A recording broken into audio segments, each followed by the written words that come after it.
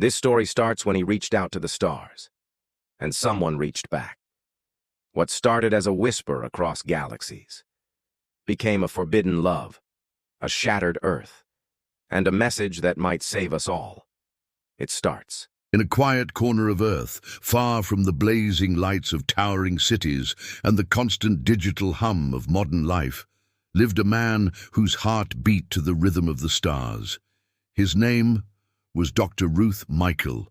From the very beginning, even as a boy, lying on the cold rooftop of his parents' farmhouse, eyes wide open to the Milky Way, Ruth believed Earth was not the only home in this vast universe. He wasn't drawn to cartoons or playground scuffles like other children.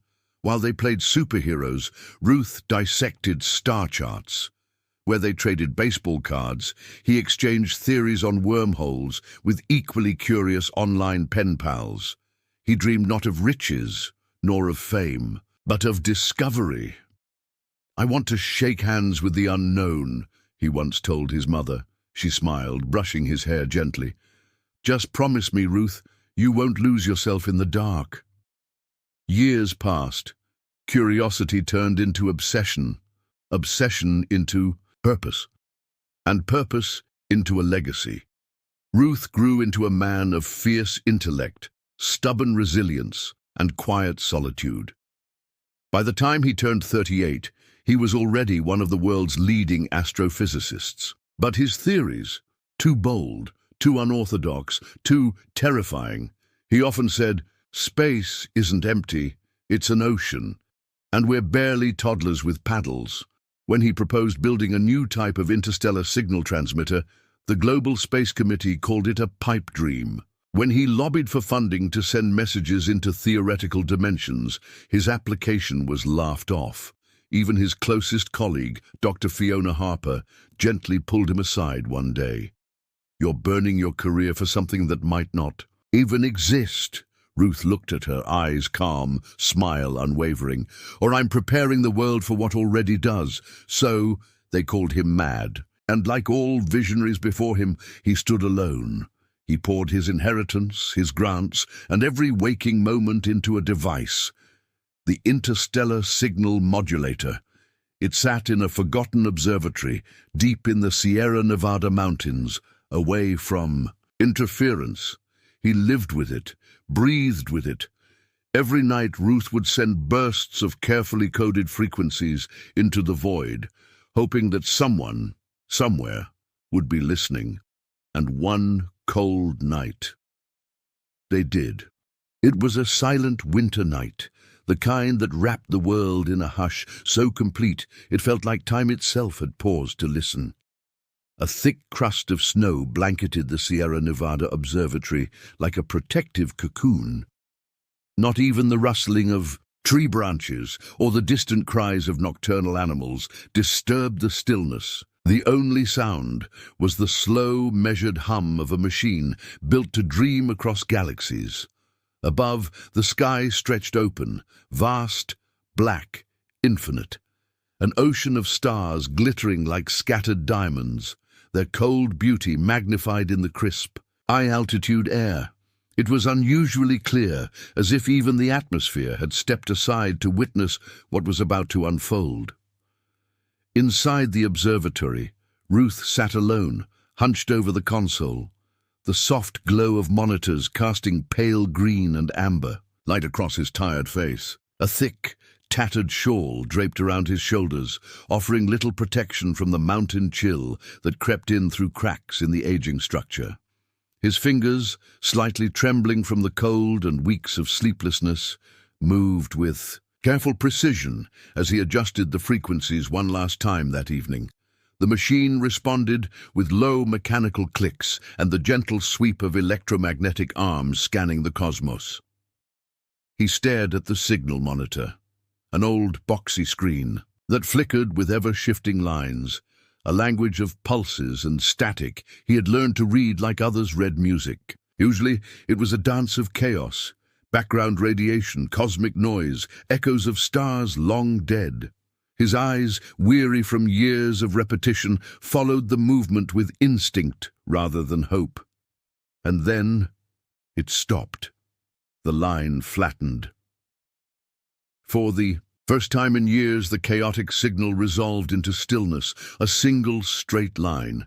Then a pause, long, heavy, unnatural. Ruth's breath hitched. He leaned forward, slowly, hesitantly.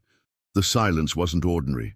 It wasn't a power failure or a sensor malfunction. Then the machine crackled, not a glitch, not static, a pulse, a short burst of sound, deliberate, controlled, repeating. Then silence, then another burst, and again, but each time slightly different. Rhythm, a pattern. No, no, no, no, Ruth whispered, his voice barely audible above the hiss of the machine. It can't be. His hands darted to the console. He activated the recording function, an automatic reflex, honed through. Years of false hopes and failed tests. The machine beeped in acknowledgement. But this time, the data coming in was different. The monitor didn't show the usual analog clutter. Instead, lines of code appeared. Not Morse, not binary, not earthly. Symbols flickered and glowed. Twisting alien geometries that defied known encryption. Sequences looping and fractaling like living equations. It wasn't a language born of human minds. It was something other. His heart pounded so loudly in his chest he could hear it over the machine. Every cell in his body went still. His thoughts tried to run in 1,000 directions at once, but he forced himself to sit, to breathe, to observe, because it was real. It was an answer. I did it, he whispered, his voice breaking, hands trembling harder now, not from cold, but from awe. I really did it. A single tear traced down his cheek, unnoticed, carving a trail through the stubble on his face. He didn't move. He didn't dare. As if standing might shatter the moment, he reached for his journal, the old leather-bound one he kept by his side. With shaking fingers, he scribbled the time, date, frequency range, pulse, intervals. His handwriting was uneven, smudged, but he didn't care. The record must exist. Even if he vanished tomorrow, someone had to know. Outside, the stars continued to shine, unbothered. But for Ruth, everything had changed. He didn't sleep that night. How could he? He remained frozen at his console, eyes locked on the screen, watching the code shift and flow like a song from some ancient celestial choir. Every so often, the pattern would repeat. Not exactly. It evolved, as if it were listening too. Learning. He listened to it for hours, tried to hum the rhythm under his breath, tried to match it to mathematical constants, tried to blink in time with it, like a child mimicking the sound of a drum, because far, far away, beyond the veil of stars and silence, beyond the scope of telescopes and the arrogance of certainty, the universe had finally whispered back, and Ruth Michael was the only one who had heard it. On the ancient planet of Zelthara, a world that danced on the edge of dimensions, the very fabric of reality shimmered in hues unseen by human eyes. Suspended spires of obsidian and starlight pierced through amethyst clouds. Rivers flowed not with water but with crystalline streams of memory. Liquid time, weaving through valleys of floating stone gardens. Above, the skies were perpetually alight with living aurorae, swirling tendrils of energy that whispered secrets to those who could hear.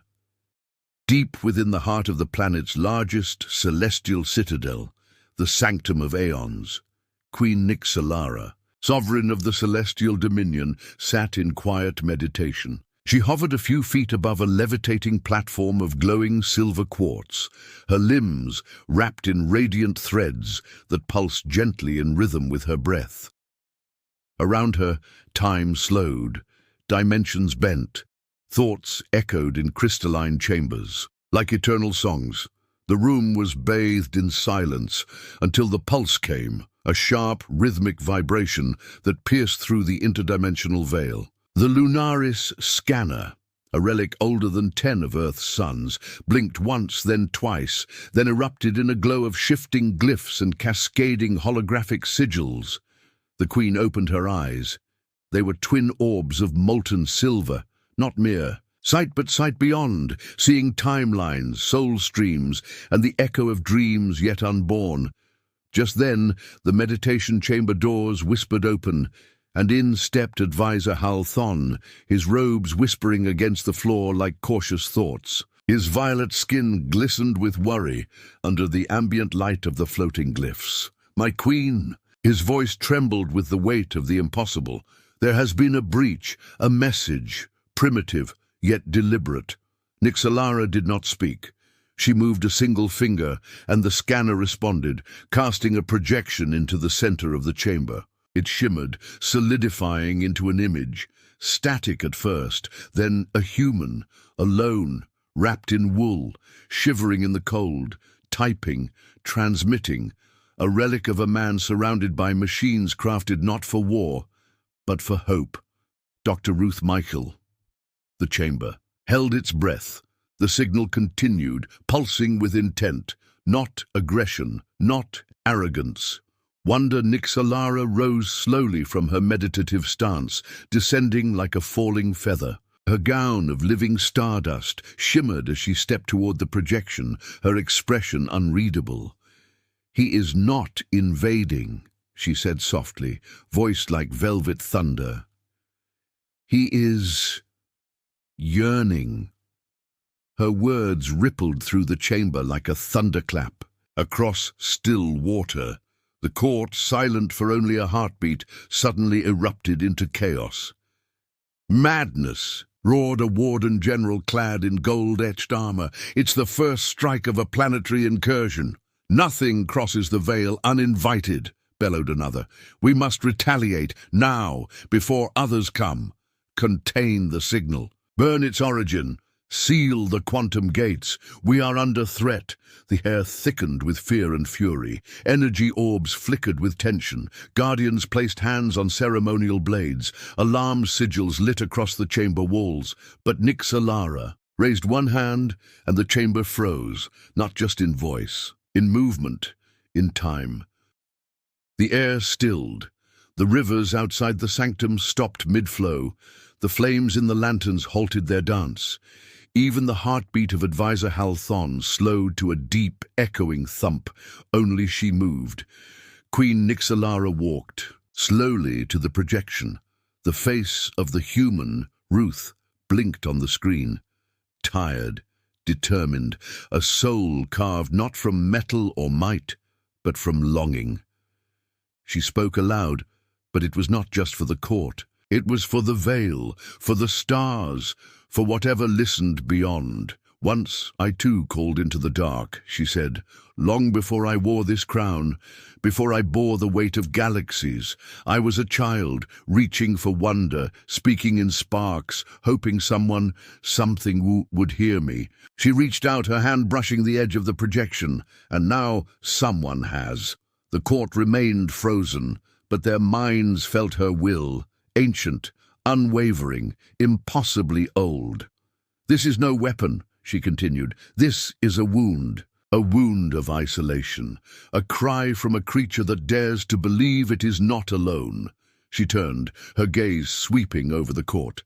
The frozen expressions of rage and panic met her calm, silver eyes. "I will not answer him with fire." Her voice lowered into something sacred. "I will answer him with understanding." She raised both hands, and the scanner surged with celestial energy, forming a sigil of immense power, the right of transit. A command not given in 10,000 years. When time resumed, the room gasped in collective motion, some collapsing to their knees under the weight of the returned moment. They looked to her in disbelief. "Bring him!" she commanded, her voice carrying the finality of stars collapsing into black holes. "But, Queen Nixalara," whispered Hal Thon, his voice barely a breath, "he is unshielded. He is not ready." "No, one is ready," she replied, eyes distant now. "Not for revelation, not for the breaking of barriers, but we do not wait for readiness. We answer when the universe calls us home, and on a distant world called Earth, in a snow-covered observatory. Lost to time, Ruth Michael's signal blinked once more. This time, it was answered. Earth woke to chaos. It didn't begin with an explosion or a siren. It began with silence, a terrible, unnatural silence. Birds stopped mid-flight. Radios cut off mid-sentence. Even the hum of power grids dimmed, like the planet itself was holding its breath. Then, the sky above Denver, ripped, not cracked, not thundered. Ripped, as if an invisible hand had clawed open the very air. A jagged, glowing fissure tore through the firmament, revealing not space, not stars, but something else. A window into another dimension, writhing with energy, alien geometry, and colors that defied the visible spectrum. Out of that breach came a ship. It wasn't a vessel in the human sense. It had no wings, no engines, no structure built by bolts or steel. It was alive, a living colossus of bioluminescent alloy, as large as a mountain range and silent as death. It hovered without effort, casting a shadow that covered half the city. Entire neighborhoods went dark under its presence. The very clouds swirled in spirals around it, obeying its impossible gravity. Screams echoed from the streets below. Cars crashed. People fled buildings, shielding their eyes from the searing golden radiance that leaked from the ship's underbelly. Phones were whipped out, shaky footage flooding every corner of the internet within minutes. Hashtags exploded. Sky tier, Jock alien over Denver, Ja Ruth Michael. The signal was real. News anchors stumbled over their words. Networks cut into programming with breaking news banners, even as satellites struggled to make sense of the dimensional signature. And, amid the cacophony, one name began to rise. Whispered at first, then shouted across digital feeds, government channels, and the fraying fabric of human hope. Dr. Ruth Michael, the man who sent the signal. Inside a high-security military war room, generals barked orders. Jets scrambled from air bases across the Midwest. Missiles armed, eyes locked on screens. "Whatever it is, shoot it down," barked one official. But what could they shoot? When? The fighter jets approached. They didn't even get the chance to fire. They simply stopped. Engines powered down. Pilots floated inside cockpits, frozen mid-motion, paralyzed by an invisible force. And then the jets gently veered away, guided by unseen energy, lowered to the ground without a scratch, as if the ship had looked at the threat and dismissed it. Across the globe, panic bloomed. Some prayed, some rioted, some simply stared in awe, tears streaming down their faces. Humanity, for the first time, truly understood what it meant to be small. Meanwhile, high in the Sierra Nevada mountains, in a snow-laced observatory forgotten by the world, Ruth Michael stood staring at the sky, his mouth slightly open, breath fogging in the frozen air.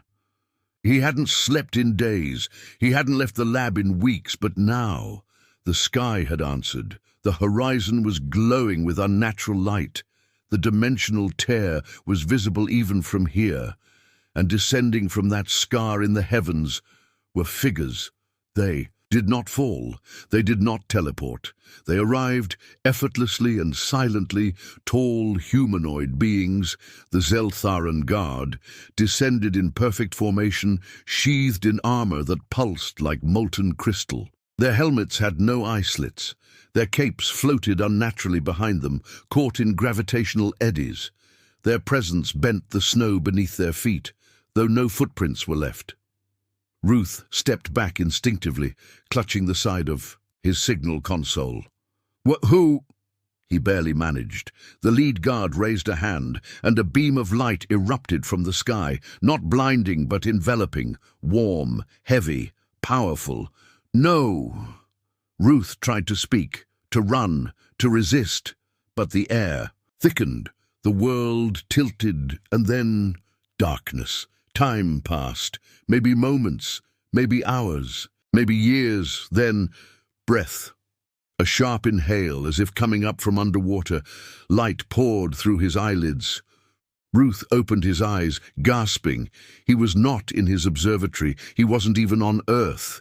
He lay on a platform that seemed to hover in the air, surrounded by walls made of shifting crystal, each pane refracting unfamiliar constellations, galaxies swirling like whirlpools in glass. The air felt alive, humming, singing, breathing. He sat up slowly. His limbs were lighter, his skin tingled with static. His thoughts were clearer, sharper, and before him, across a chamber of luminous stone and silver flame, stood a throne carved from living stardust, surrounded by floating orbs, each one containing scenes from across time and space. And in that throne sat a figure, Queen Nixalara. She was still, graceful, radiant, her eyes glowing silver, her hair cascading like a waterfall of stars. Around her stood her high court, watching Ruth, not with malice, but curiosity. He opened his mouth to speak, but Nixalara raised a single hand. "Dr. Ruth Michael of Earth," she said, her voice like thunder laced with lullabies. "You called across the dark." Ruth nodded, trembling. I didn't think anyone would listen." Nixalara stood. "We listened," she said, stepping forward, each stride bending light itself. "And now, it is your turn to listen." Ruth stood frozen, not with fear, but with awe, because the universe had spoken, and it had brought him home. He wasn't on Earth anymore. There was no soil beneath his feet, no sky above his head, no weight grounding his bones. Ruth floated, suspended in a zero-gravity chamber, his limbs drifting like loose threads in a dream. Around him, the chamber glowed with a pale starlight, not from bulbs or fixtures, but from the very walls themselves. They shimmered like sheets of liquid glass, pulsing with translucent patterns that shifted in time with his breath, like the room was alive, listening, reacting. There was no up or down, no horizon to anchor his senses, only the hum, a deep, endless vibration, as if he were lying inside the chest of a sleeping god. The air tasted sharp, metallic, with a tang of ozone, like the scent after lightning kisses the earth. And, underneath it all, something ancient, a kind of pressure, like he was being gently observed by a planet itself. He drifted near a curved window suspended in space, a translucent arc that adjusted its angle as he turned toward it. When he looked, outside, his breath caught in his throat. 3 moons, one blood-red, one ice-blue, and one fractured like a shattered pearl, hung in the lavender sky. Beyond them loomed a massive, glimmering planet, covered in storm systems that danced like bioluminescent sea creatures. The planet didn't just exist. It pulsed, like a beating heart, wrapped in clouds and time. Rivers of light ran across, its surface in intricate patterns, vast as oceans, hinting at a civilization far beyond Earth's wildest dreams. Ruth tried to scream, he tried to cry, but awe swallowed his voice, clogged his throat, froze his limbs in place. He simply hovered there, mouth parted, eyes wide, every instinct telling him, this is not a hallucination, this is real. And then she appeared. She didn't walk. She arrived, as if reality had bent inward to accommodate her presence. The chamber dimmed around her, not in fear, but in reverence. Queen Nixalara, she stood tall and unshaken, robed in flowing garments made of stardust and interwoven rays of broken galaxies. Her skin shimmered like obsidian veined with silver. Her hair flowed upward, caught in the room's anti-gravity, a living nebula crowned with a circlet of crystalline moons. And her eyes, silver pools with no pupils, no whites, gleamed with eternity. Her voice echoed before it even reached him, a harmony of distant thunder and wind that caressed mountaintops. Dr. Ruth Michael of Earth. But Ruth's wonder snapped in. A surge of panic, grief and fury. He lunged forward, arms outstretched, voice cracked. only to be caught mid-motion by an invisible force field. It wrapped around him like a web of light, stopping him inches from her. "Why did you take me?" he cried, his voice raw, broken. "You had no right." The chamber remained still. She didn't react, not with anger, nor pity, only with a measured silence. She stepped forward once. The space bent gently with her movement. "You called out to the stars," she said, her voice calm, vast. "Did you expect them not to answer?" Ruth's body tensed against the field. That doesn't give you permission to abduct me." Nixalara tilted her head slightly, like a mother inspecting a child's tantrum, not with disdain, but with layered wisdom. "And you?" she asked, her voice lowering just enough to vibrate his bones. "You breached dimensional laws. You launched energy blindly through veils older than your species. You violated our realm. Did you ask permission?" Ruth's voice caught. He hadn't thought of it that way. To him, it was science, reaching out, daring to hope. But to them, it must have felt like an intrusion. A flare shot across sacred ground. Silence hung between them like a bridge made of tension. He finally muttered, voice small, trembling, I didn't mean to violate anything. I just wanted to know who else was out there." The anger leaked from his voice, and with it, his strength. He slumped slightly, floating, helpless. Nixalara's eyes softened. Her presence, still radiant and commanding, felt warmer now, like a sun emerging through clouds. "Now you do." The words were simple, but they cracked something inside him. He closed his eyes for a moment, the weight of wonder, guilt, and realization washing over him. Earth, distant, fragile Earth, felt light years away. All his life he had stared at the stars, begging for a whisper, a flicker, a sign that he wasn't alone. And now, standing before a being who had outlived civilizations, who ruled a realm of impossible beauty, he had found his answer. Not in data, not in theory, but in consequence. He opened his eyes, his voice barely a whisper. "What happens now?" Queen Nixalara turned away from him, her gaze cast toward the 3 moons beyond the chamber wall. "That," she said, "depends on whether your kind listens better than it speaks." The days that followed were unlike anything Ruth had ever imagined. They did not measure time in hours on Zelthara. There were no clocks, no ticking hands to chase. Days flowed like water, marked by the slow drift of the lavender sun across prism-clouded skies and the harmonious shift of light within the spires. Ruth began to lose his sense of earthly rhythm. Sleep became optional, eating unnecessary. The environment adjusted to him, feeding his body through ambient energy, soothing his mind with frequencies tuned to calm, mammalian neurology. He was neither prisoner nor guest. He had no chains, no guards, no locked doors, yet he was clearly watched. Zeltharan observers, tall, cloaked beings whose forms shimmered at the edges like oil in water, monitored him from a distance. Not with suspicion, but with a quiet, almost reverent curiosity. They studied his posture, his gestures, even his silences. And Ruth, in turn, watched them. In the first days, he was allowed into the floating archives, a vast, levitating library of thought and memory, where information was not written, but remembered by crystalline nodes that sang data into the mind. Ruth hovered between archives like a child wandering through a forest made of stars. History was not read. It was lived.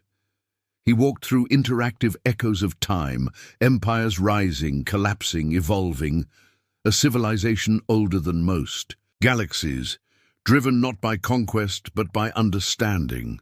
He learned how the Zeltharans shaped matter with their minds, not magic, but physics layered upon physics, thoughts binding atoms through subdimensional resonance. He watched their cities breathe and rearrange themselves in response to need. He saw the education of their children, not in classrooms, but in neural gardens of shared experience and empathy. And each night, Alone in his private chamber of mirrored moons, Ruth was gifted sound spheres, hovering orbs that whispered the Zeltharan language directly into his subconscious, through tones, dreams, and sensory memories. Over time, the alien words stopped sounding foreign. They became music. In holographic dreams, he witnessed their customs, their losses, their triumphs. Festivals that danced through colors unseen by the human eye, rituals of mourning that sang entire galaxies into silence. There was beauty in their sadness, precision in their chaos, and always in the distance, like a lighthouse at the edge of his awareness, Nixa Lara. She never addressed him directly, but he felt her, watching, listening, judging, and perhaps understanding. She would pass through chambers, surrounded by her silent sentinels, her aura bending the very air. Ruth never quite knew if she trusted him, but he sensed something deeper, a curiosity that mirrored his own. One evening, the artificial skies above Zelthara softened to hues of periwinkle and gold. The gravity was dialed low, and Ruth wandered into the crystal garden, a place unlike anything even the archives could replicate. It was vast, endless, an orchard of crystalline trees that rang with harmonious tones when touched by the breeze. Each branch shimmered with fractal blossoms, each flower a prism reflecting entire spectra. The ground beneath his feet was soft, made not of soil, but of memory-infused sand that warmed at his touch. There, amid this alien serenity, stood Nixa Lara, alone. She was facing away, her long mantle flowing with the starlit wind, hands behind her back, staring into a glowing pool that reflected not the sky, but alternate versions of reality. For a moment, Ruth hesitated. Then he stepped forward, slowly, respectfully. "You showed me wonders," he said quietly, the first words spoken between them in days. "Let me show you mine." She turned her head, only slightly, not inviting, not denying. Ruth reached into the lining of his jacket. From a hidden compartment, a simple earthborn pocket, he retrieved a holographic chip no larger than a coin. He placed it on a nearby pedestal, which instantly read the data with a hum of approval. A projection burst forth. It didn't hover high, just enough to form a world between them. Earth, slowly rotating, vibrant, alive. The chip cycled through scenes, the Pacific Ocean, waves crashing under sunlight, the Himalayas snow-dusting jagged peaks, a field of golden wheat rippling in the wind, children laughing, playing beneath a sprinkler in a suburban street, a thunderstorm forming over the African plains, a mother holding her newborn, whispering something too soft to hear. The garden fell silent. Even the crystals ceased their chiming. Nixa Lara's hand trembled. She stepped closer, not with majesty but with aching grace, and reached toward the image of a coral reef bursting with color. "Your world is," she whispered, her voice thinner than before, almost human. "Beautiful." Ruth, his throat thick with something he hadn't felt since childhood, whispered back, "So is yours." They stood together in stillness.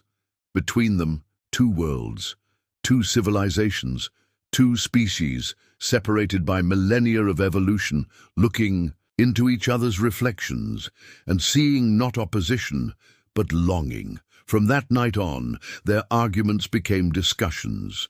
Ruth no longer raised his voice. Nixa Lara no longer hid behind titles. They debated, not in battle, but in dialogue. He told her about Earth's struggles, war, division, greed, but also love, art, sacrifice. She shared the burden of her throne, the loneliness of outliving every companion, the weight of choosing peace over pride. Their silences became shared peace. They would walk beneath twin moons and not speak for hours, but understand everything. And though neither dared speak of it, something unspoken began to form, a bridge, a bond, a beginning. On the ancient planet of Zelthara, a world that danced on the edge of dimensions, the very fabric of reality shimmered in hues unseen by human eyes.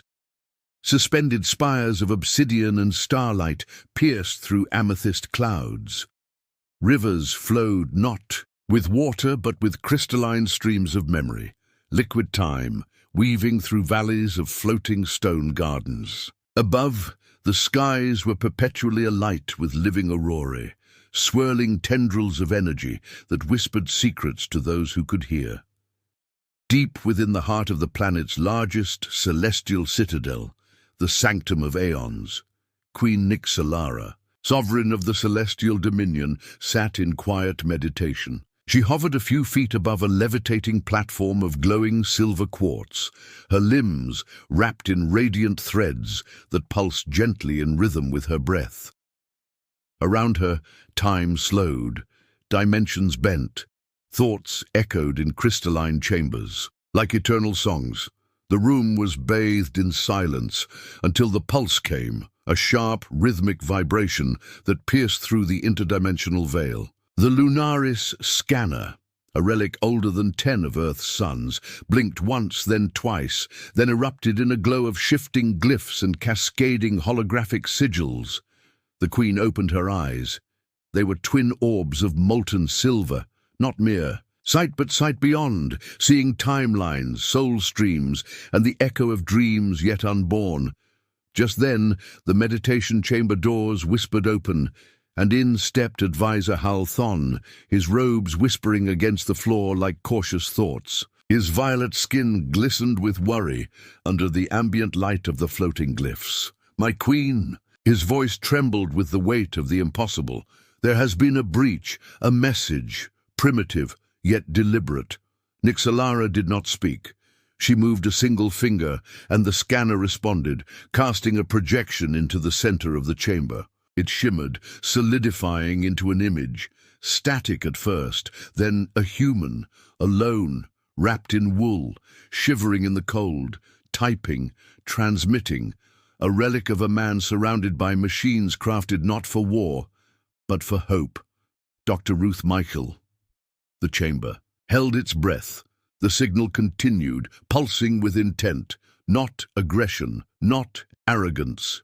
Wonder Nixalara rose slowly from her meditative stance, descending like a falling feather. Her gown of living stardust shimmered as she stepped toward the projection, her expression unreadable. "He is not invading," she said softly, voice like velvet thunder. "He is yearning." Her words rippled through the chamber like a thunderclap. Across still water, the court, silent for only a heartbeat, suddenly erupted into chaos. "Madness!" roared a warden general clad in gold-etched armor. "It's the first strike of a planetary incursion." "Nothing crosses the veil uninvited," bellowed another. "We must retaliate, now, before others come. Contain the signal. Burn its origin. Seal the quantum gates. We are under threat." The air thickened with fear and fury. Energy orbs flickered with tension. Guardians placed hands on ceremonial blades. Alarm sigils lit across the chamber walls. But Nixalara raised one hand, and the chamber froze, not just in voice, in movement, in time. The air stilled. The rivers outside the sanctum stopped mid-flow. The flames in the lanterns halted their dance. Even the heartbeat of Advisor Hal Thon slowed to a deep, echoing thump. Only she moved. Queen Nixalara walked, slowly to the projection. The face of the human, Ruth, blinked on the screen. Tired, determined, a soul carved not from metal or might, but from longing. She spoke aloud, but it was not just for the court. It was for the veil, for the stars, for whatever listened beyond. "Once I too called into the dark," she said, "long before I wore this crown, before I bore the weight of galaxies. I was a child, reaching for wonder, speaking in sparks, hoping something would hear me." She reached out, her hand brushing the edge of the projection, and now someone has. The court remained frozen, but their minds felt her will, ancient, unwavering, impossibly old. "This is no weapon," she continued. "This is a wound of isolation, a cry from a creature that dares to believe it is not alone." She turned, her gaze sweeping over the court. The frozen expressions of rage and panic met her calm, silver eyes. "I will not answer him with fire." Her voice lowered into something sacred. "I will answer him with understanding." She raised both hands, and the scanner surged with celestial energy, forming a sigil of immense power, the right of transit. A command not given in 10,000 years. When time resumed, the room gasped in collective motion, some collapsing to their knees under the weight of the returned moment. They looked to her in disbelief. "Bring him," she commanded, her voice carrying the finality of stars collapsing into black holes. "But, Queen Nixalara," whispered Halthon, his voice barely a breath, "he is unshielded. He is not ready." "No one is ready," she replied, eyes distant now. "Not for revelation, not for the breaking of barriers, but we do not wait for readiness. We answer when the universe calls us home." And on a distant world called Earth, in a snow-covered observatory, lost to time, Ruth Michael's signal blinked once more. This time, it was answered. Weeks passed. Time on Zelthara moved like a slow celestial waltz, measured not by clocks, but by the rhythm of moons, by the blooming of light-touched flowers in the crystal garden, and the shifting hues of the planet's layered sky. Ruth no longer counted days. He counted moments, not in seconds, but in the gravity of shared glances, whispered thoughts, and silences that spoke volumes. Their bond, once delicate, now ran deep. It was no longer simply an exchange of ideas or curiosities. It became an intimacy carved from quiet trust and mirrored longing. Two beings, separated by galaxies and species, lifespans and legacies, drawn together not by destiny, but by a need neither of them could fully articulate. They would often meet beneath the floating falls of Novera, a sacred Zeltharan place, where gravity bent upward and liquid light cascaded in reverse, shimmering rivulets flowing into the sky from pools that pulsed with soft energy. The air there hummed with a strange peace, and the waters glowed softly with the memories of ancient songs. There, beneath the rising cascade of the stars, Ruth would sit cross-legged on the translucent stone, his eyes closed, his voice echoing. Softly, he recited the poetry of Earth, from Neruda to Rumi, from Dickinson's quiet longing to Whitman's grand declarations of existence. And sometimes his own words, clumsy, uncertain, yet sincere. Queen Nixalara, eternal and enigmatic, would listen with a stillness that belonged to galaxies. And then, when his voice fell silent, she would respond, not with words, but with songs, songs older than Earth's oceans, songs from the time of the first light, when the Zeltharan people first awakened to consciousness beneath twin suns. Her voice would rise and fall in tones that bent the air itself, vibrating not just the ears but the soul. Ruth never understood the words, but he understood everything they meant. Their hearts, though different in design, beat in rhythm beneath the stars. And one evening, softer than the rest, when the lavender night dimmed to a dusky mauve and stars drifted like petals, Ruth reached for her hand. No ceremony, no speech, just a quiet gesture, and she did not pull away. Her hand was cool and smooth, almost weightless, as if she were made of thought. And yet it grounded him more than any gravity ever could. Her fingers curled around his, slowly, deliberately. And in that single moment, more profound than science, more undeniable than data, something ancient passed between them, something forbidden. They were not meant to feel this way, not across species, not across timelines, not across galaxies. But they did. They fell. Not with fireworks or declarations, but with the gentle certainty of stars sliding into orbit. They met in secret gardens and walked beneath bioluminescent forests that sang with life. They whispered stories of their pasts. Ruth speaking of his childhood rooftop, staring at stars he now stood among.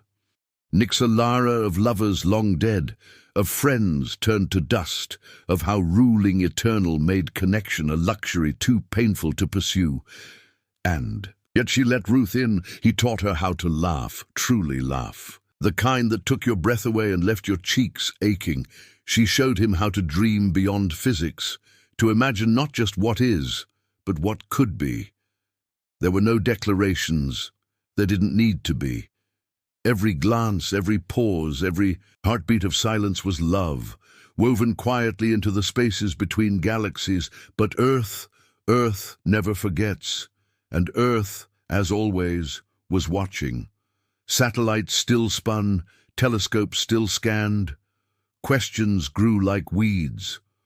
Where is Ruth Mikhail? Why did the sky rupture above Denver? Who were the luminous beings? What did they want? Conspiracy theories bloomed. Governments scrambled.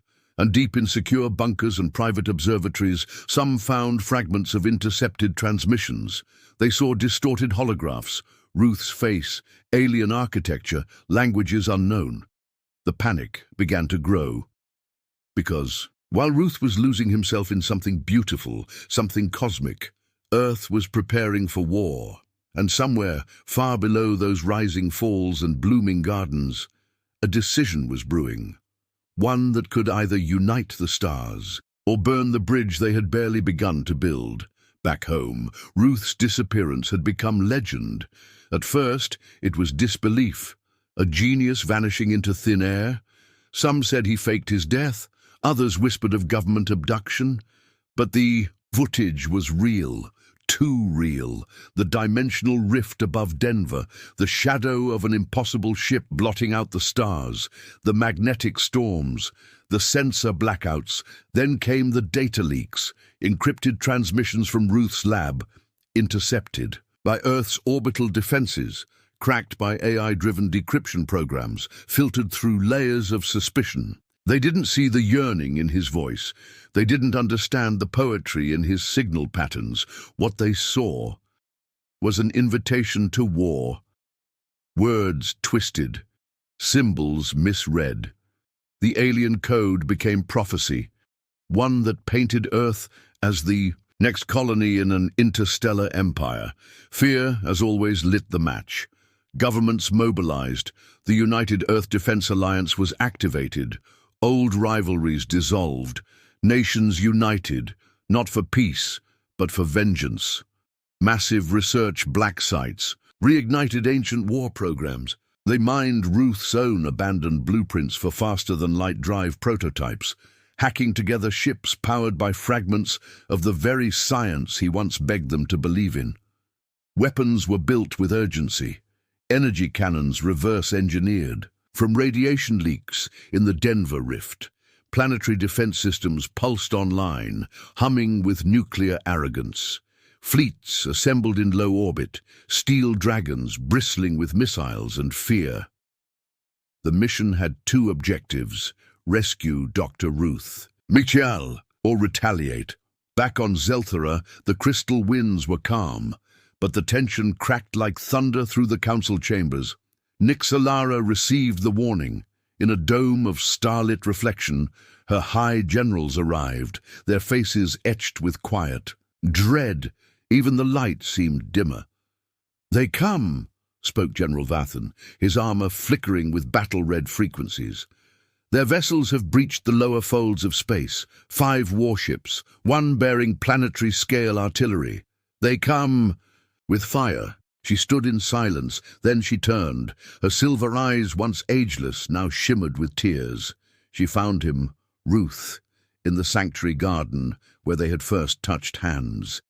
He stood near the reflecting pool, watching as the water distorted, with temporal ripples, already aware that something had gone terribly wrong. Her voice, when it came, cracked like breaking ice. "So this is the thank you I get?" Ruth turned.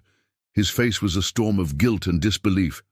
"Nixa, they come to destroy me," she said. "My people, my home, for what? For opening a door?" He stared at her, stunned. I didn't ask them to come. You didn't have to. Her voice rose, raw and real. You vanished. And your world did what frightened children do. They lit torches and came hunting monsters. He stepped closer. You took me, Nixalara, without warning, without explanation. They think I'm dead. What did you expect them to do? Her eyes blazed. I expected you to speak for me, to help them understand. I expected... Her voice cracked again. I expected you to believe in us, the way I believed in you. A silence dropped between them like gravity. Around them the garden dimmed, the floating flora curling in retreat, sensing the emotional fracture that cut deeper than any weapon. I didn't ask for this war, Ruth whispered, his voice breaking. I asked for knowledge, for contact, for wonder. You found all of that, she said, voice trembling, but your people didn't. All they see is a threat. And now, she looked toward the stars. War is inevitable. A siren rang through the city, soft and harmonic, but no less chilling. The kind of sound that had not been heard in centuries. The war protocol was active. Ships unfolded from hidden cradles beneath Zelthara's surface. Defensive domes shimmered across the horizon. Energy cannons, quiet for thousands of years, hummed back to life. Entire legions awakened from stasis, not with anger, but duty. Nixalara turned her back to him. I must lead my people. If they die, it will not be because I chose love over legacy. Ruth's breath caught. He tried to speak, but found only silence. What could he say? That he never meant for this, that he loved her, that he was sorry. Sorry wasn't enough anymore. He reached out, but she was already gone, her robes vanishing into light as she summoned the Command Council, and Ruth, scientist, dreamer, bridge between worlds, was left alone beneath alien stars, while his homeworld prepared to burn the heavens to bring him back. The skies of Zelthara darkened, not with clouds, but with steel. Through the lavender heavens the human fleet arrived, an armada of cold, angular giants bristling with weapons, wrapped in electromagnetic shields. They came not in peace, but in panic, each ship driven by desperation, pride, and the belief that they were rescuing their lost genius. To the people of Earth, this was a mission of salvation. To the people of Zelthara, it was an invasion. From the terraces of the astral citadel, Ruth watched in horror as the swarm of Earth's warships eclipsed the moons. He could hear the subspace alarms echo through the crystalline spires. He could feel the humming of defensive systems charge the very air around him. No, this can't be happening, he whispered, voice trembling. He sprinted toward the command dais, where Queen Nixalara stood, resplendent and tragic in her war armor, the weight of generations in her eyes. Stop it! Please, they don't understand, Ruth cried out, breathless. They think they're protecting me. Nixalara did not look at him. Her gaze remained skyward. And I am protecting mine. Nixa, enough, she said, softly but firmly. They were warned. They crossed the threshold. They made their choice. A single hand raised, a single word in an ancient tongue. And the sky turned to fire. From hidden points in orbit, Zeltharan energy pulses shot out like divine wrath, beams of pure light that bent physics itself, dissolving Earth's forward assault ships in milliseconds. Their shielding cracked like glass under a hammer. Electromagnetic jammers collapsed. Communication lines went dead. Ruth watched in stunned silence as Earth's fleet crumbled, ship after ship vanishing in violent bursts of colorless flame. Not even wreckage remained, just expanding rings of silence. He saw them die, his people, pilots, scientists, men and women who once debated him, taught him, raised him, friends, students. He watched as his dreams burned in the airless void between worlds, and when the final ship, the UES Horizon, Earth's flagship, broke apart into spiraling debris, A silence deeper than space itself descended over Zelthara. Ruth fell to his knees. He didn't cry. Not at first. He just stared upward, as if the stars themselves had betrayed him. "This isn't," his voice cracked. "This isn't what I wanted." Beside him, Nixalara stood tall, her face unreadable, her armor glowing faintly in the dimming light of the battle. She knelt beside him, her hand resting gently on his shoulder. "But it's what they brought." The words were not cruel, not cold. They were laced with sorrow so vast, it seemed older than time. Then came the tears. Ruth's hands shook. He felt the weight of both worlds collapse into his chest. He couldn't look at her, couldn't look at himself. He had reached for the stars, and somehow pulled down war. Minutes passed, maybe hours. The stars above shone coldly again, unbothered by the carnage. The garden around them was silent, save for the soft rustle of wind through light-fed leaves. Finally Ruth turned to her, his voice broken, eyes rimmed red, his soul a tattered flag in the wind. "Let me go." She didn't answer at first. Then, slowly, she closed her eyes and nodded, a gesture filled with 1,000 meanings. As the wind picked up around them, Nixalara leaned in, her forehead resting gently against his. Her breath warm, her heartbeat steady. "I love you," she whispered, "not as a queen, not as a warrior, but as a woman who had finally found someone who saw her." He looked into her glowing eyes, memorizing every flicker, every fragment. "And I always will," he replied. Then light surrounded him, and Ruth Michael vanished in a shimmer of stars, returning to a world that had come searching for him, and left ashes in its wake. A silent ship took him home. It descended through the ashen skies of Earth, like a fallen star, streaking across what was once vibrant, now muted by smoke, memory, and mourning. The once celebrated cities bore scars of fear and fire. Satellite networks hung dead in orbit. News anchors no longer shouted. They whispered cautiously about the man who had returned. Ruth Michael was home, but the Earth he knew was not. He stepped onto cracked soil, his boots pressing, into dust that had once been ambition. The crowds parted, silent, hollow-eyed. They expected a savior, or a traitor, or a ghost. But Ruth was none of these things. He was a man who had loved the stars and been loved by them. In the months that followed, he said little of where he had been. Official records labeled it a containment breach. The press speculated wildly: abduction, cloning, betrayal. But Ruth did not explain. Instead, he worked. He entered the ruins of laboratories and reassembled the dreams shattered by fear. He spoke at universities, not of enemies beyond the sky, but of the beauty out there, of light that did not blind, of civilizations that did not conquer, of connection without conquest. He held workshops for children, drawing constellations in sand, letting them imagine not aliens with guns, but friends with songs. He taught them that science was not a sword, but a bridge. He rebuilt telescopes, rewrote protocols, rethought everything Earth had done in panic, not to forget the past, but to do better. And always, he did it with gentleness, with purpose, and without ever mentioning her name. But each night, long after the lights of the labs dimmed and the world fell quiet again, Ruth would step outside, onto his roof, the same rooftop where he had once lain as a child, eyes wide to the Milky Way.